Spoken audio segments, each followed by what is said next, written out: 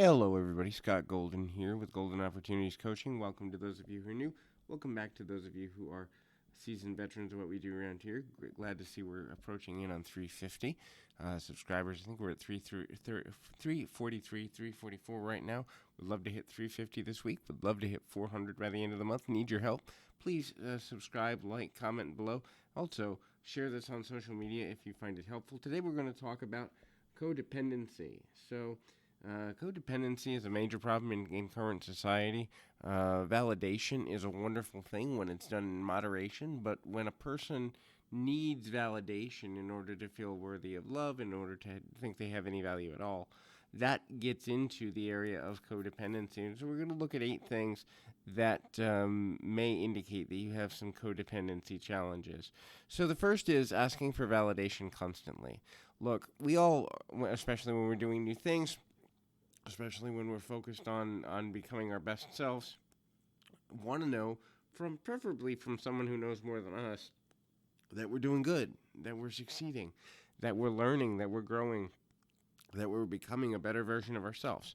That's completely normal. But if you're in a relationship, a friendship, a family dynamic, or any other social relationship, and you every day or multiple times a day need that validation that you're okay, that you're a good person, that you're smart, that you're funny, that you're attractive, number one, it's a childlike regression. So when you're dealing with something like that, understand that's coming from a wounded child's place. Number two, the compliments you get most likely are not as valid as you would like them to be, because if a person feels forced to give you a compliment, they're going to say anything to get you off their back. They're going to say anything to move the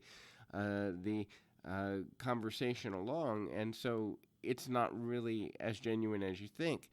The next one is, do you feel you must solve people's problems? It's great to be helpful. Helpfulness is wonderful, especially being in a profession where what I do is help people for a living. Obviously, I'm very big on, as a coach, helping people to get the best out of their life. But when I'm not working, that's not my job. I can go and have things I enjoy. I can say, no, call me Monday. I can say, you know what, I can't help you, but somebody else can.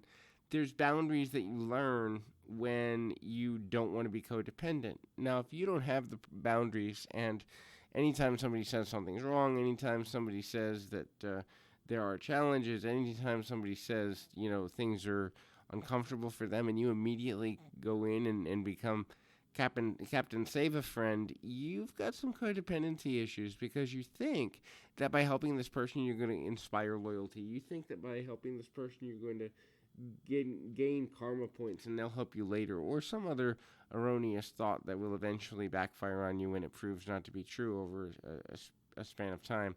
The next one is, and we kind of already touched on it, but I'll reiterate it here, no boundaries.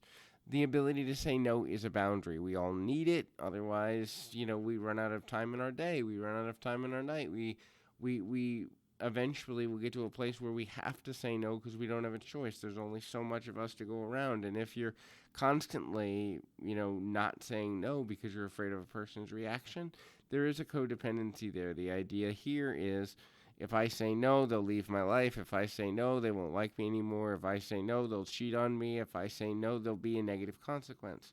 And a person who's in a healthy relationship, first of all, has to know that there are going to be moments, there are going to be experiences where you have to say no, and you should trust that your partner can accept no from you, or your friend can accept no from you, or your family can accept no from you and still love you and value you. And if they can't, you're in a very unhealthy and somewhat abusive situation, and you may want to consider exiting the situation. So, avoiding conflict. So a person who is codependent and who is constantly thinking that it's their job to make the other person's life as easy as possible will avoid all conflict and all disagreement, because if there's a disagreement, that person's more likely to leave the relationship, to leave the situation.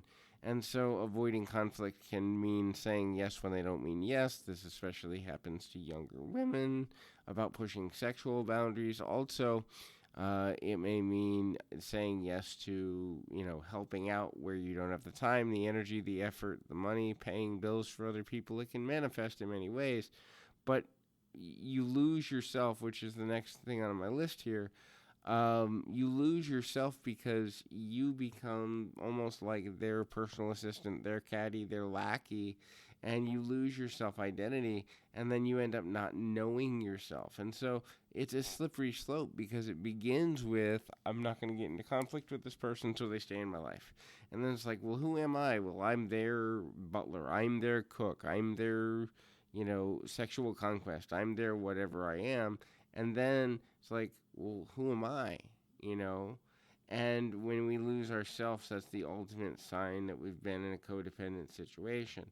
Um, the last two that I want to touch on is being the need to be needed. This can actually become an addiction. There's parts of the brain that are activated when somebody needs us to do something, and we can get an endorphin bump through pleasing another person through a compliment or achieving a task. And so that's a good thing in small doses. But when the basis of our relationships, friendships, family dynamics, whatever we're dealing with, is that I need to be needed in order to feel alive or valuable or to feel emotion at all, that's a codependent situation that will eventually blow up because sooner or later one of two things is going to happen.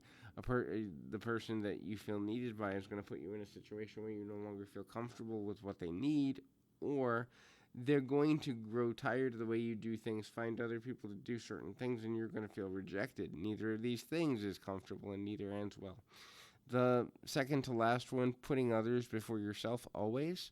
So there are times, especially, during things like the pandemic, that putting other people first is necessary. Or, if somebody dies or somebody gives birth or somebody loses a job, obviously we have to shift people's importance based on their life circumstances. However, the challenge with that becomes when we're always doing that and we think it's our job. There are people that actually believe that it is their job in life to put other people first. And when that becomes the central thought, when that becomes the thought process, not only is it dangerous, it leads to self-esteem issues, it leads to faulty relationship building and a whole bunch of other things. But in any event, please keep your comments coming. And if there's an audio you'd like to hear, please feel free to reach out, and we'll do our best to get to that. But until next time, keep your feet on the ground, your mind in the moment. Until next time, everybody.